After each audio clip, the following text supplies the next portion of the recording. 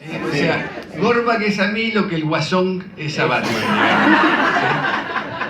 Increíble que haya podido, fueron negociados políticos que hubo, él votó la 125, entonces le dieron, le cambiaron que él vote la 125 para que salga la ley de salud mental, una ley siniestra, una ley que no es prácticamente viable y sobre todo, y esto es lo que a veces lamento, ¿sí?, que los colegas, gran parte de los colegas, muchas veces, sobre todo los colegas en formación, los colegas jóvenes, no hacen un análisis crítico de la situación, ¿sí?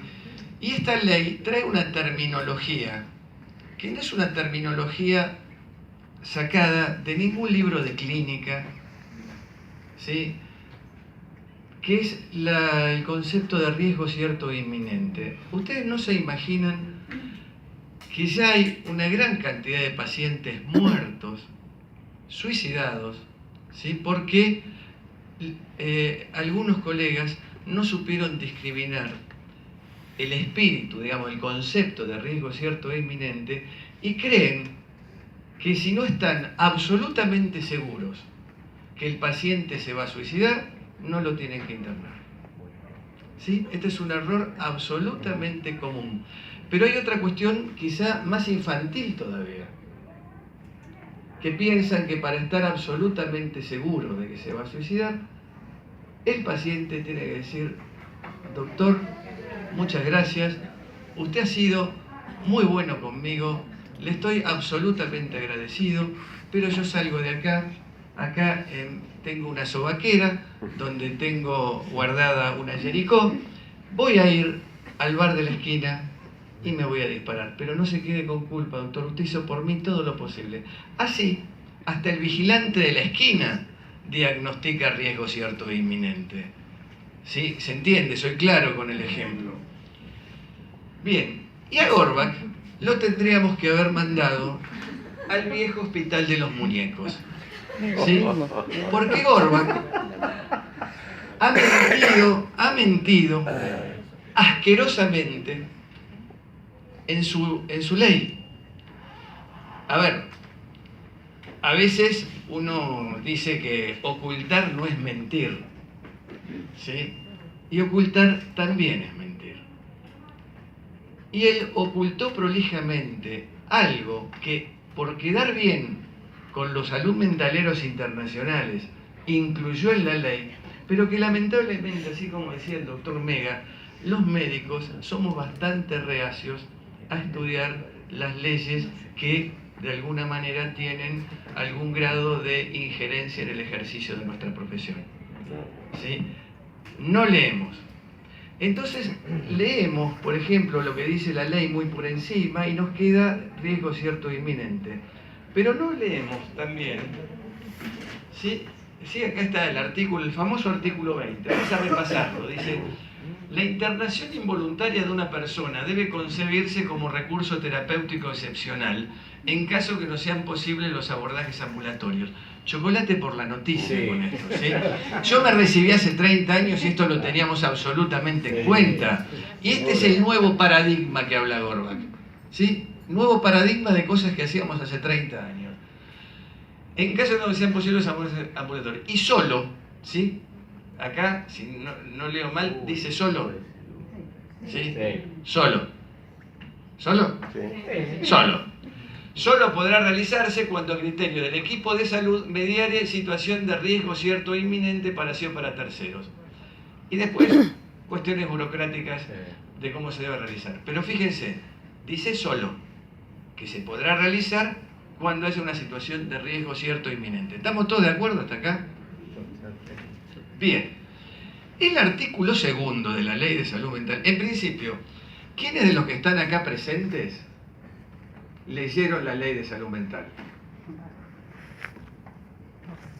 No me mientan, no me engañen. Sí, obligado. Bueno, el artículo segundo de la ley dice: se consideran parte integrante de la presente ley, o sea que lo que dice estas partes integrantes son la ley, parte integrante de la presente ley, los principios de las Naciones Unidas para la protección de los enfermos mentales y para el mejoramiento de la atención de salud mental adoptado por la Asamblea General en su resolución del año 91.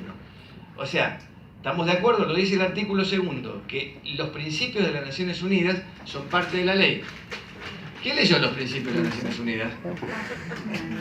No sé si van a aguantar los 30 minutos. Nadie los leyó. Pero son parte de la ley. Entonces, esta ley oculta, para mi gusto de manera psicopática, de manera mentirosa, ¿sí?, lo que dice de sus principios. Porque solo está mencionado, pero fueron incorporados a la ley por su redactor. Y dichos principios consideran otro criterio que Gorbach ocultó para llevar adelante, o sea, que legitima la internación compulsiva.